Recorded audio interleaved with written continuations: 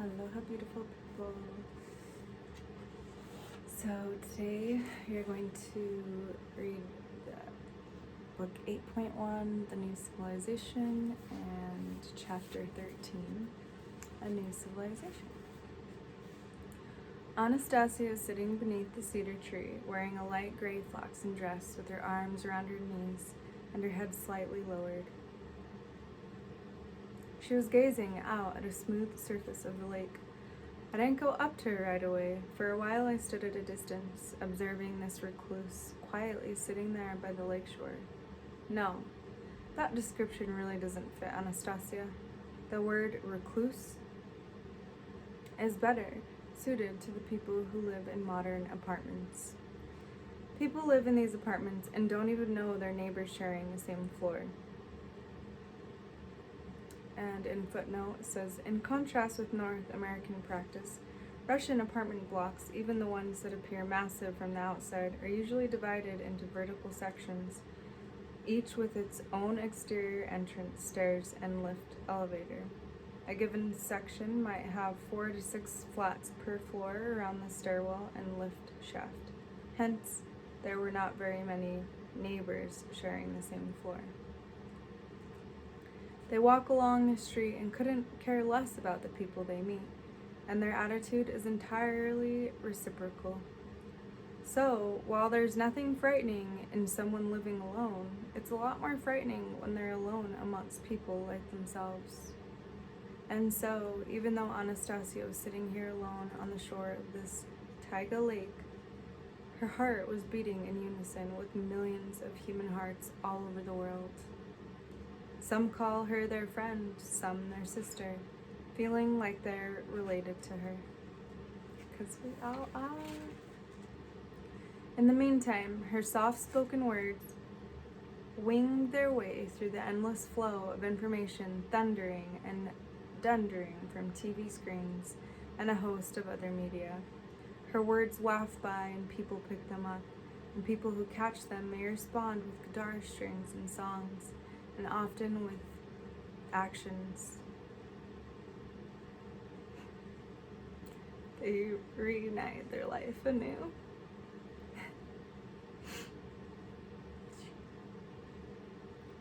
And grandfather, I saw for the first time how fervently he expressed himself as he asked me to have a word with Anastasia about eternity. I sat down beside her, and she turned her head toward me. I felt a calming sense from the tender gaze of her grayish blue eyes. For a time, we simply sat and looked at one another. I couldn't help myself but took her hand, gave it a quick kiss, and then replaced it on her knees. Her cheeks were aflush with a soft glow, her eyelashes all aflutter, and without rhyme or reason, a sense of unease came over me. How strange to feel uneasy over a woman one has known for 10 years, and how delightful. And in an attempt to overcome my sense of awkwardness and unease, I broke the silence first. I was talking with your grandfather just now, Anastasia. For some reason, he quite unexpectedly and rather excitedly started saying something about humanity's need for words on eternity. He said these words should be the kind people can grasp not just with their mind or intellect, but with their feelings. Are these words really that important? Yes, they are important, Vladimir. But it is not the words that are important, but rather people's conscious awareness. Words, of course, are necessary to bring it forth. A conscious awareness of eternal life will help perfect man's way of life.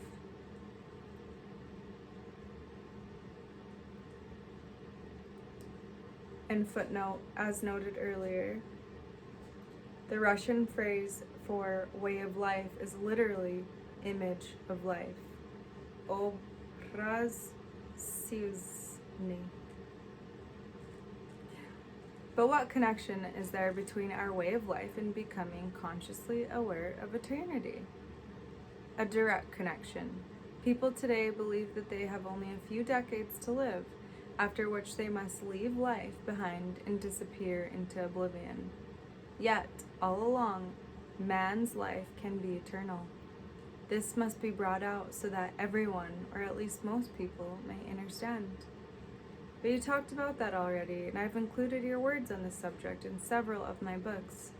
Yes, I did. But evidently, what I said has not been understood, or the frailty of human existence has been drummed into people's consciousness too strongly over the millennia. New words and arguments must be found. So, can you try to find them? I shall try. We need to look for them, apparently along with those who will understand. But tell me in your own words first. Fine. Perhaps we should put it this way. Most people living on the earth believe that they plan out their own life. They choose a profession, start a family, have children, or alternatively decline to have children. But in many respects, their decisions are not their own. A great influence is exercised upon them by somebody else's will, acting through public opinion. For example, you have an object called a clothes hanger. At one point, somebody decided to perfect this object by using man himself as a clothes hanger. This gave rise to the profession you call modeling, from the word model. It is not an inevitable profession, it is not part of man's destiny. But somebody decided to make it one of the most attractive professions of all, and did so. They began to show off live models in a variety of color magazine photos, and TV shows, and to describe their supposedly happy lives, to tell them about all the money they make and how rich people want to marry them. Millions of young girls began to dream of becoming the world's next top model and thereby attaining happiness. Millions of young girls all over the world began resorting to all sorts of measures in an effort to achieve this illusory glory. 1 in a million made it as a famous model, essentially becoming a walking clothes hanger. The others experienced deep disappointment in their lives, as their dream was not fulfilled. And this was due to their failure to determine their own destiny. They had begun structuring their lives under the influence of somebody else's will. There are many other examples that could be cited of men and women and even children chasing illusory values, neglecting their own purpose and destiny. Tell me what you think, Vladimir. If human society is made up of people like that, where can it be heading? It's heading nowhere. That kind of human society, out there, in our country, Russia, not a single political party, nor the state as a whole, has put forth any kind of program for building the future. From what you have told me, Anastasia, I am particularly interested in the definition of man's purpose and destiny. What does it consist of? How can people discover it?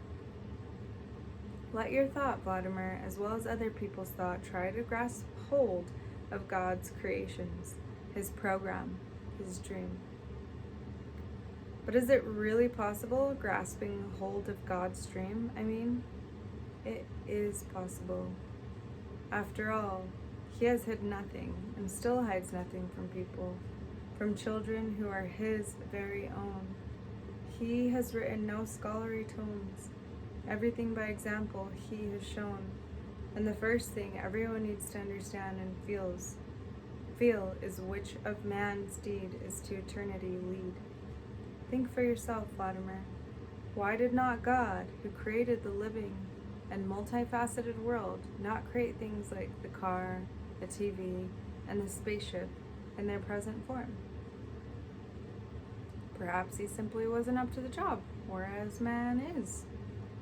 God created everything man needs. Man has within himself a means of transportation as well as imagination through which he can see far better pictures than are shown on TV. Man is also capable of effecting the mastery of other planets of the universe without the aid of primitive artificial projectiles. It was God who determined man's purpose and destiny, as well as the program of development for all life in the universe. To attain the required understanding, man needs to refrain from destroying his program and to study for all he's worth an assertion the purpose of everything on the earth. Immortality. God created man immortal. To witness this, only 3 conditions are required to be observed. First, create a living space which will attract man to itself and to which man has aspired. Family domain. Second, there should be somewhere on earth at least one person who thinks of you with kindness and love. Third, never admit the thought that you can be overtaken by death. And this is extremely important. Even if you suggest to someone who is simply falling asleep that he is dying and he believes it, then he will die in obedience to his thought. But even if an elderly man, in earth terms, wears out his body and is lying at death's door, but does not think about death, but pictures his life in the living space he has been creating, he will be born anew. Such is the law of the universe. The universe will not stand by and allow life-creating thought to die. You have a concept in your world known as natural selection. Even now, God's program is selecting the best of everything for a re-embodiment. Before, however, there was not much to choose from. Now it is showing a multifold increase. Whoever builds a domain with love will be reincarnated again and again. Whatever interferes with them will disappear from the earth forever, giving way to birth of a new civilization.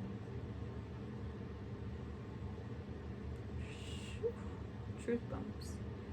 But why a new civilization, I asked. The people are going to be the same, with the same vegetation and the same planet. The new civilization, Vladimir, will be characterized by new conscious awareness as well as by new perceptions of the surrounding world. This great principle that has been given birth in people today will remain invisible to ordinary sight until the appearance of the planet known as the Earth has changed. It will affect life in the universe as a whole. But how can the universe change as a result of Earth's appearance? It can, Vladimir. Even though our planet is but a small particle, it is in close interaction with other parts of the universe. Even if one small particle should change, changes can influence the whole spectrum of the universe. Most interesting. But couldn't you show me, Anastasia, a scene from the future as to how the universe might change? I can indeed. Take a look. Love creating worlds. Spring was in full bloom on the planet Areta. Herbs very similar to those on Earth, along with flowers and trees and bushes, were giving off their sweet scent. A young man named Vladislav in footnote, a common Russian masculine name, originally meaning born in love and glory, although often associated with the meaning ruler of phrase. Subsequent variant, Vladislav, is endearing form of this name. Vladislav was walking along a pathway amidst the springtime splendor on his way to a symposium. He was to give a talk on the origins of life on the planet Areta. His debating opponent would be his childhood friend, Radomir. Radomir is a Russian masculine name derived from the words Rad, joyful, and Mir, peace. At 19 years old, Vladislav had an adequate store of data to defend his theory before scholars at any level, but the knowledge possessed by his friend Radomir was no less in scope. Radomir and his team would pounce on weak points or unsupported reasoning in Vladislav's arguments regarding events in the past. Lyudmila would be there too. Lyudmila, as it happened, a common Russian feminine name derived from the roots lyud, people, and mil, dear. As it happened, both lads had been in love with this girl right from childhood. They loved her but never admitted it to each other or to the girl. Instead, they were waiting for Lyudmilda herself to give some kind of indication as to whom she preferred. Vladislav had deliberately chosen a roundabout route to where this symposium was being held in order to give more thought to his presentation. But something was interfering with his concentration. He had the impression that somebody was watching him. Upon hearing a rustle behind him, he did a sharp about-face. Someone darted from the path into the bushes and was lying still in the tall grasses. Vladislav took a few steps back the way he had come and caught sight of a figure hiding in the grasses under a bush. It was his 4-year-old sister, Katya. Katya, an endearing form of the feminine name, yet Katarina, derived from the Greek word katharos, pure. Related to Catherine in English, the subsequent variant Katarinka conveys a hint of brotherly condescension. So, Katarinka, you've latched onto me again, eh? Vladislav tenderly addressed his sister. I got an important presentation coming up. Maybe you don't realize it, but you're getting in the way. Or maybe you do realize it, otherwise you wouldn't be hiding there in the grasses. I'm not hiding, I'm just lying here, replied Katya. I'm looking at this flower and all the different little bugs, and she made it look as though she really were interested in a particular little flower. Well, now, then you can just go on lying there and looking at them. I'm off. Katya jumped up at once and ran over to Vladislav. Go ahead, Vladishek. She started rattling off. I'll follow you ever so quietly, so as not to interfere with your thinking. When we get to the place where all people are, you take me by the hand so that everyone can see what a handsome and clever big brother I have. Okay, don't try to sweet-talk me here. Give me your hand. Only remember, when I or somebody else is presenting, don't even think of criticizing what the grown-ups say like last time. Katerinka, now satisfied, grasped hold of Vladislav's hand and promised, I shall try with all my might not to criticize. Representatives of the different regions of the planet Areta, both young and old, filled the natural amphitheater. Nobody carried pens, notepads, or any kind of writing materials. Their natural memory allowed them to memorize what they heard down to the minutest detail. Vladislav carried no exhibits with him as he walked out on stage. With just the power of his thought, he would be able to create holograms in space to show any scenes from the past he wished, or reproduce household objects or even feelings. With just a hint of uneasiness, Vladislav began his presentation. The planet on which we live is called Areta. It is more than 90 sexton years old. But life here, no more than 300 years ago, for originating life here, were indebted to our forefathers, two inhabitants of the planet Earth. To put it more specifically, the originating of life on planet Areta was due to the influence of the energy of love and the dream of two inhabitants of the planet Earth. For this reason, I offer you some historical information about life on planet Earth. The earliest period of people's life on Earth was quite possibly similar to our own. They had a good knowledge and feeling of their planet and the purpose of the universe. Earth dwellers determined the purpose of all the living organisms of their planet and made efficient use of them. But one day, a disaster occurred. The consciousness of one of the Earth's inhabitants was invaded by a virus which soon spread intensively among their other inhabitants of the planet. Our scientists have termed this virus death. The outward signs of the virus, as indicated by historical records, are characterized as follows. The people infected by it started to destroy their own perfect variety of life on the planet, creating in its place a primitive, artificial world. This period of life, Earth dwellers themselves referred to as the technocratic age. The people infected by death virus began mutating from rational beings into anti-rational beings. They gathered together in large numbers on small plots of land and built themselves dwellings that looked like stone tombs, piled one on top of another. Picture to yourselves a stone mountain with a whole lot of burrows hollowed out in it. It was something quite similar to these stone mountains that people built with their hands and call apartment blocks. The tone burrows in this artificial mountain were called apartments. A massive concentration of these artificial stone mountains with their burrows piled up one beside the other was called a city. These so-called cities were filled with air unfit to breathe and water unfit to drink, along with stale food. Even during Earth dwellers' lifetimes, various organs of the human anatomy would begin to decay and decompose. Of course, it is difficult to imagine human bodies walking around containing decaying and decomposing organs, but that's exactly how it was. Historical sources indicate that people of the technocratic age even had a science they called medicine.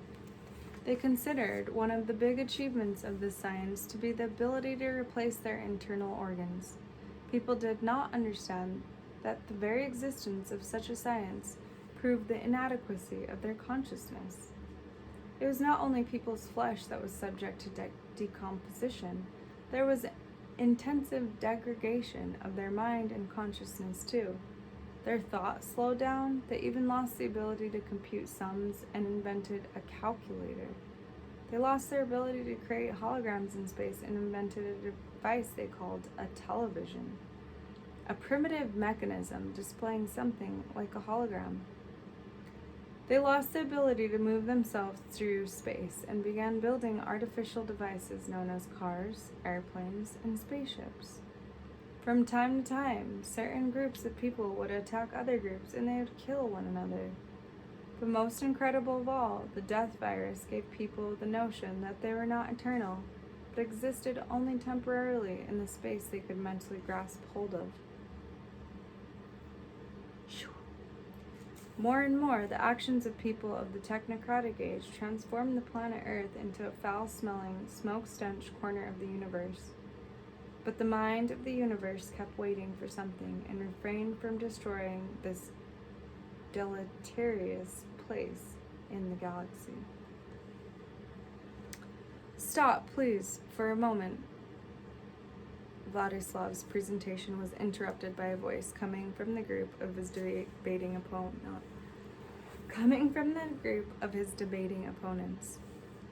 Headed by his friend Rodimer. It's senseless to continue with your talk.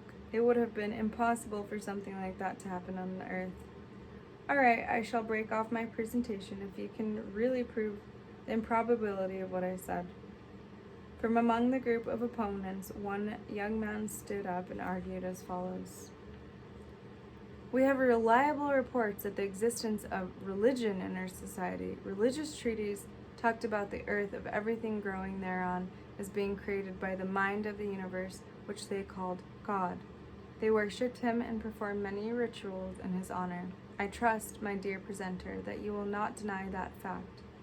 No, I shan't deny it, replied Vladislav.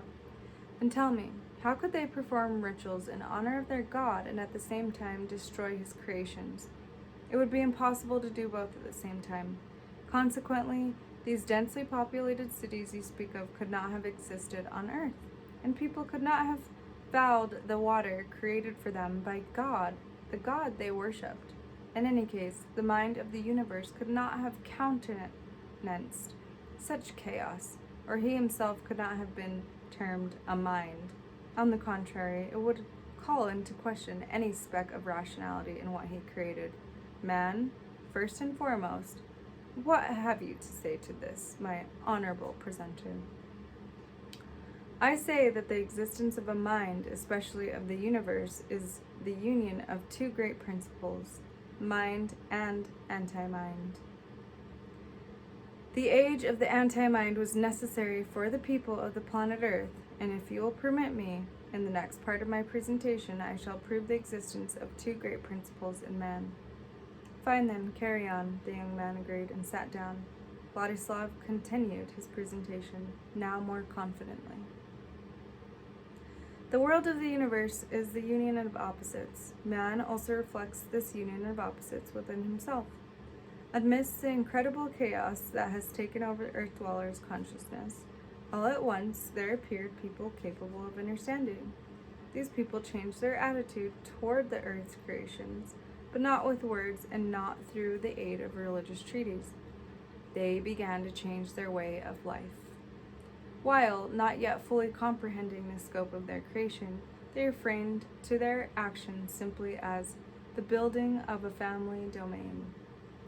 They did not yet know that by approaching the earth with a new conscious awareness, they were beginning to revitalize the planets of the universe.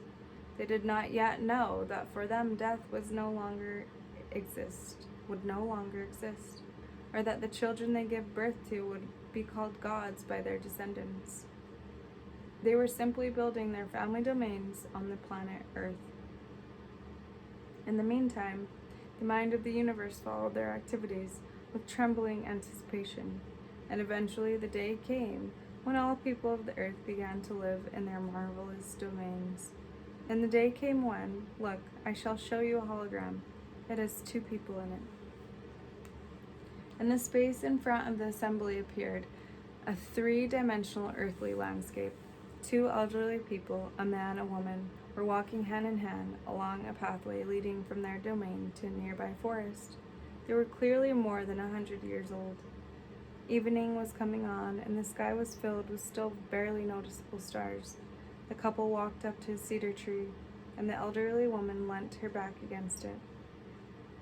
Here I am, grandmother now, and a great-grandmother too, the woman tenderly remarked to her companion.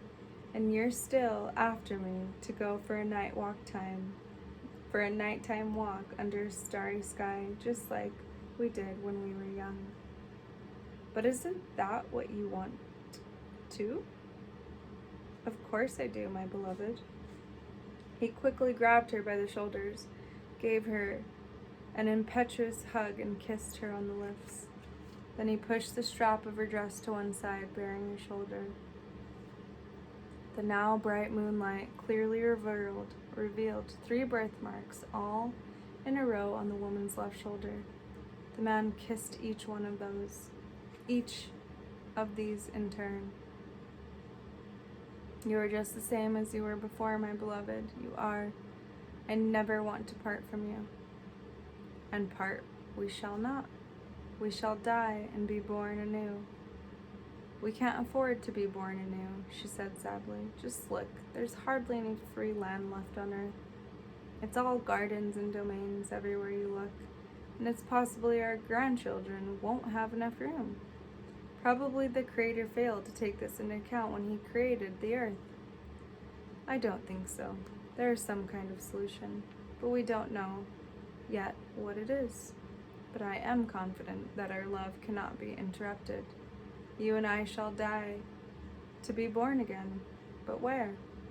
Look, my beloved, on that star out there. Let our thought create life anew on that planet, similar to life on Earth. Think about it. Why else would God have thought to create so many planets? It can't just be a coincidence. Our thought has a material form. It will create life for us on that lifeless planet. We shall be re-embodied again and again. Our love will be forever the same.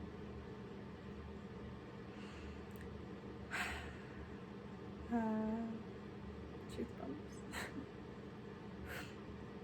I thank you for this marvelous dream, my beloved. Indeed I do. With you, I shall help you create life on that planet new. What shall we call it, my beloved, this planet of our new life? Areta. That's what it will be called. Wait for us, Areta. In the meantime, you can blossom out in gardens and spread yourself with herbs the way I desire, said the man fervently and confidently. Me too, responded the woman. The hologram disappeared.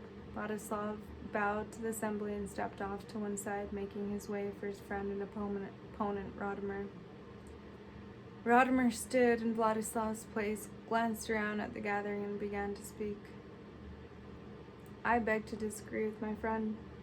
I shall say right off, in his version of events, there is a great deal that is unprovable and even contradictory.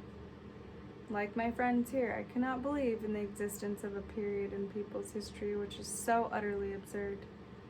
Absurd. The hologram he showed, as we all realize, is only a whim of his thought and imagination and is lacking in confirmation. Though this hologram gave me kind of a strange sensation. It seemed as though my learned friend had taken it from a story already known. I just can't recall what source it is from. A hushed whisper spread through the amphitheater, and cries of plagiarism could be heard. Could it be plagiarism? Unheard of. But perhaps the presenter didn't know. Plagiarism. Yes. There's a distinct impression of something we've seen before here. Vladislav stood to one side and hung his head. He shuddered upon hearing a child's cry from one of the back rows. Ah, ah! His sister Katerina kept calling out, refusing to be silenced. At least she's just calling out and not criticizing his proceedings. Though Vladislav, but he was wrong. After waiting for the inevitable silence to ensue, Katerina declared in a loud voice, "Don't even think of arguing with my big brother, 'cause he's very, very clever and sensitive, too." "Now there's a weighty argument," someone said, as snickering could be heard all around. "Quite true. Very weighty indeed," little Katerina went on. "And you, my Radomirchik, don't you go fancying Lyudmila. Just don't go fancying her, and that's it." "Katya, keep quiet," Vladislav cried out. "I shan't keep quiet. Lyudmilka loves you, and you love her. I know that for certain." "Katya!" Vladislav cried out again, and headed over to where his sister was standing. "Lyudmilka, what are you sitting here for?" exclaimed Katya. "Stop him! He won't let me have my say. He'll drag me away by force." A brown-haired girl nosed from the back road headed toward Vladislav and stood in his way. Lyudmilda's cheeks had broken out in a soft blush, with her head lowered, and she whispered, "Your sister's right, Vladislav." Her whisper could be heard through the hushed amphitheater. All heads turned towards little Katerina. People smiled and applauded her. Inspired by the audience support, the little girl ran down to Radomir, who was still standing on the stage. She took up a position right beside him and held up her hands to signal the gathering to quiet down. When all were silent, she started speaking again, this time to Radomir. "You know, Radomirchik, you almost played the traitor there. You mustn't criticize my big brother. He showed everything fair and square. He's your friend. You're his friend, so don't you criticize him. Radomir glanced down condescendingly at the little girl beside him, and with equal condescension began speaking to her, as well as to the people in the amphitheater. "I'm not criticizing, I'm simply stating a fact. There's not enough pieces of evidence in this hologram we showed. In fact, there's none." "There is one, or maybe two," Katerina firmly declared. "And where might it be? Or where might they be if there's two?"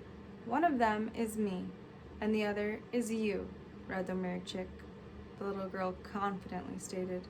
And these words she undid 2 buttons on her dress and bared her shoulder. On Katerina's left shoulder, Radomir glimpsed 3 birthmarks, exactly the same as they had seen in the elderly earth woman in the hologram. Radomir examined the birthmarks on the little girl's shoulder, and his blood began rushing through his veins. He concentrated on trying to recall something. Then appeared before him a hologram which only he could see. A country scene on the earth. There he is, kissing the 3 birthmarks on the beloved shoulder. Then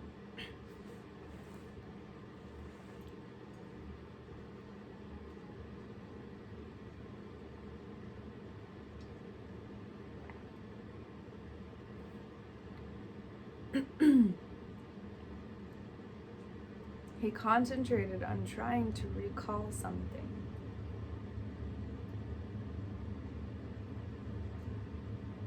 I cannot help but take a drink right now. My throat completely closed. He concentrated on trying to recall something. Then appeared before him a hologram, which only he could see. A country scene on the earth. There he is, kissing the 3 birthmarks on his beloved's shoulder. Then she gives him a hug. She laughs and rumples his hair and kisses the end of his nose, still laughing as usual. The hologram disappeared. Rodimer looked for a while longer at the little girl standing in front of him, her shoulder still bared as before. Then he suddenly bent over, took Katherinka in his arms, and held her close. Embracing him, she rumpled his hair and gave him a quick kiss on the end of his nose. He kept holding little Katherinka in his arms, and she whispered in his ear, "Either you were in a hurry to be born, Radomirchik, or I was born later than I should have been. Now you must wait while I grow up. Wait 14 years.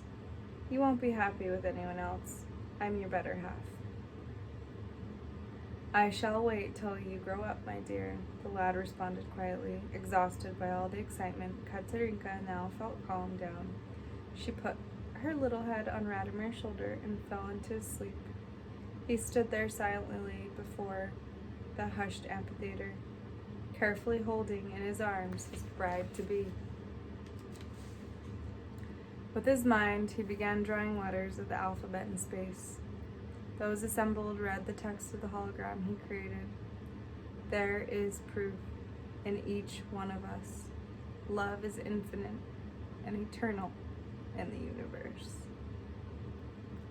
Then slowly and carefully, so as not to awaken the little girl asleep on his shoulder, Radomir headed for the exit. But he had forgotten to turn off the spatial expression of his thought. And so the hologram continued to sprout more letters. The audience realized that these words were not addressed to them, but they could not help but reading them. "You ran barefoot through stars, not looking for love, and in no way self-serving, no, never. Throughout infinite space, you alone did preserve what we should be preserving together."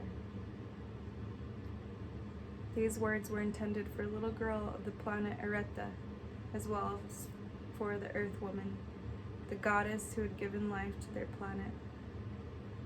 The little goddess slept sweetly on Radomir's shoulder. Perhaps she too was hearing in her sleep the words of her beloved.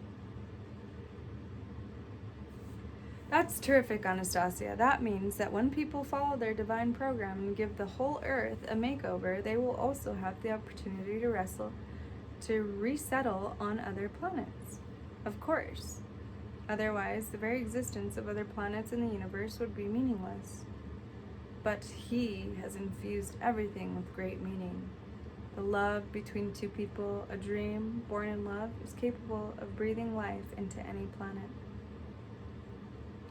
And again, Anastasia, as I understood it, the people who are now building their domains will not die. They will only change bodies and reincarnated in life on the spot. Of course, their actions on earth are more needed than anyone else's. They please God, and even people who have never managed to touch the earth with their hands, but have mentally begun to build their own future living corner of paradise, are many times more needful to the divine program than hundreds of wise men sitting behind stone walls, men who have cut themselves off from God's creations, simply talking about God and spirituality. Their words are blasphemous and sad. Death without reincarnation awaits them.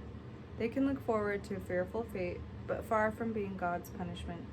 This is what they have chosen as their own destiny.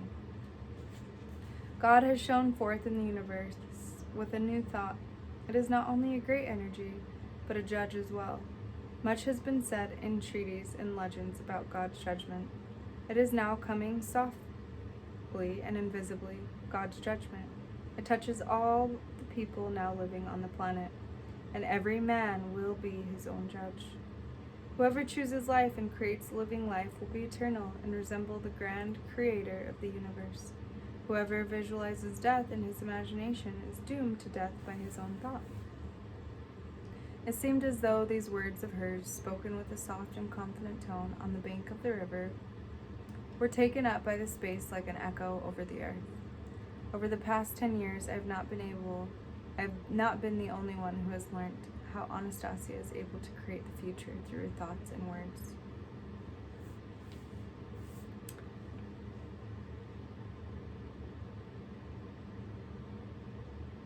As my boat took me further and further up the river, I could see her still standing on the shore. The space around picked up her words on eternal life and repeated them over and over.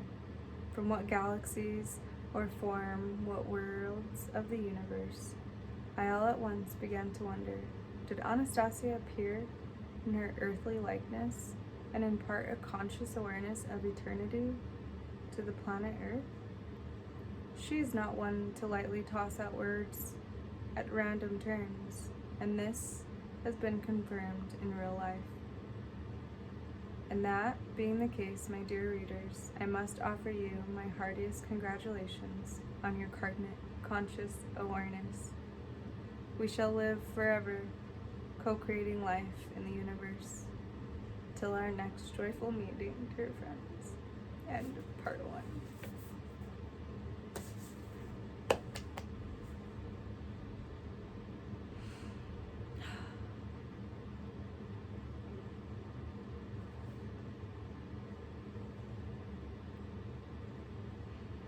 Ashe, and I love you all. A few words if you are called to Byron Bay, as am I, in Australia and any tropical areas. Together we can co-create these settlements on this earth now, and